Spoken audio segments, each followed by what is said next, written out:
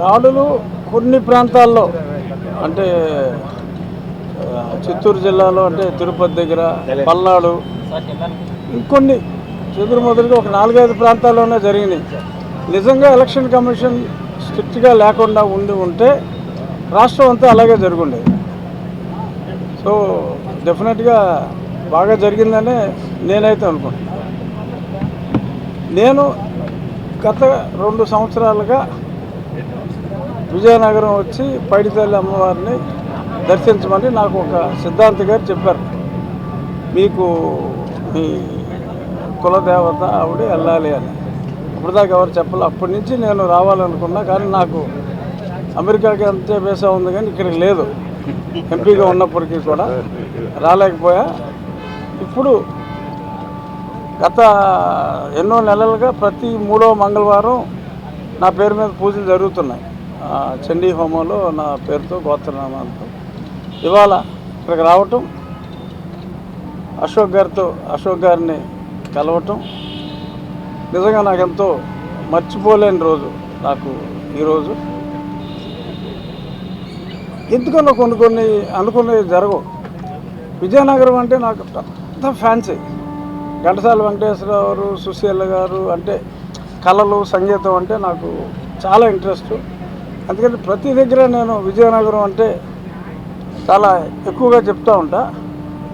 విశాఖపట్నంలో 6.5 సంవత్సరాలు నేను బీఫామ్, ఎంఫామ్ చదివినా కూడా ఎందుకనో రావటం అన్నది కుదరలా. ఇవాళ పైడితల్లి అమ్మవారు రప్పించారు, అదితి రప్పించింది. ఈ ముఖ్యమంత్రి పోవటమే రాష్ట్రానికి ఒక పెద్ద పరిష్కారం ముందు. ఆ తర్వాత పరిష్కరించవలసినవి చాలా ఉన్నాయి. ఎందుకంటే బంగారు లాంటి రాష్ట్రాన్ని కుక్కలు చెప్పిన విస్తరి చేశాడు ఇతను. అవన్నీ మళ్ళీ అతుకులు వేసుకుంటూ ఒక పక్క అమరావతిని పునర్నిర్మించాలి, పోలవరం మళ్ళీ రీస్టార్ట్ చేయాలి. 5 సంవత్సరాలు ఎక్కడేసిన గొంగలు అక్కడే ఉంది. ఈ అన్నిటితో పాటు అభివృద్ధి జరగాలి. ఎందుకంటే సంక్షేమం చాలా పథకాలు ముఖ్యమంత్రి గారు కూడా చంద్రబాబు నాయుడు గారు కాబోయే ముఖ్యమంత్రి గారు కూడా అనౌన్స్ చేశారు, సూపర్ 6. ఇవన్నీ జరగాలి అంటే అభివృద్ధి సైమల్టేనియస్గా వాయు వేగంతో జరగాలి. సో క్షణం కూడా రెస్ట్ తీసుకునే వ్యక్తి కాబట్టి చంద్రబాబు నాయుడు గారు, ఆయన టీము తప్పకుండా బిగ్ టాస్క్. అదేమి నల్లేరు మీద నడక కాదు. ఇప్పుడు ప్రభుత్వాన్ని నడపడం అనేది ముళ్ళ మీద నడకే. కానీ ఆ నడిపించగలిగే నాయకుడు ఉండటం అదృష్టం. డెఫినెట్గా డెఫినెట్గా మంచి రోజులని నేను ధైర్యంగా చెప్పగలను. సమస్యలు అయితే బోల్డ్ చెప్పుకోవాలంటే మనకు రోజులు సరిపోవు, కానీ మరి సార్ట్అవుట్ చేసుకోవాలి. ఐడెంటిఫై కూడా చేశారు, మీకు తెలీదా? వైజాగ్ పిచ్చి హాస్పిటల్లో పెట్టుకుంటున్నారు, మెంటల్ హాస్పిటల్లో పెట్టుకుంటున్నారు.